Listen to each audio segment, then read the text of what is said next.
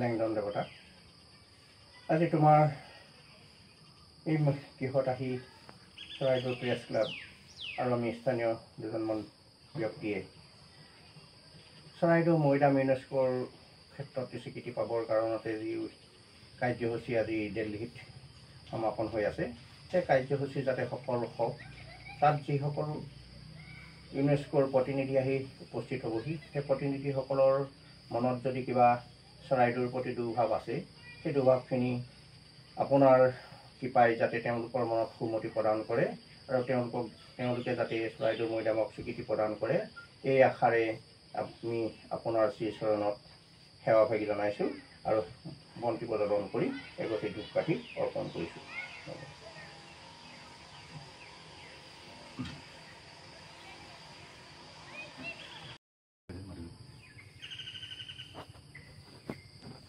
মানে বাহিনী এটা চাইড ৰাখিলোঁ বেলেগ এটা চাইডলৈ নিব লাগে সেইটো নগ'ল জেচিবি এটা ফচি গ'ল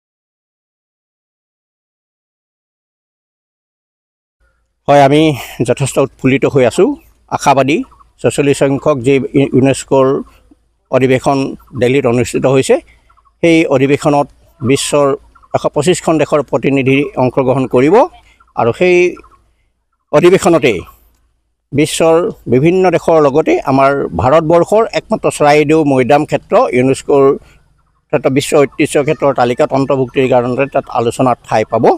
আমি আশাবাদী এই চৰাইদেউ বিশ্ব ঐতিহ্য ক্ষেত্ৰত তাত অন্তৰ্ভুক্ত হোৱাৰ ক্ষেত্ৰত সকলোৱে সুন্দৰভাৱে পদক্ষেপ গ্ৰহণ কৰিব।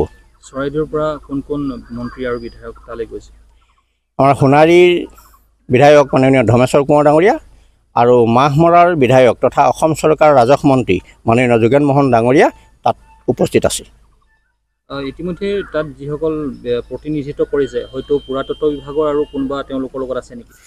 কেন্দ্ৰীয় পুৰাতত্ব বিভাগ আৰু অসম প্ৰত্নতাত্ত্বিক বিভাগৰ উচ্চপদস্থ বিষয়াসকল তাত উপস্থিত আছে।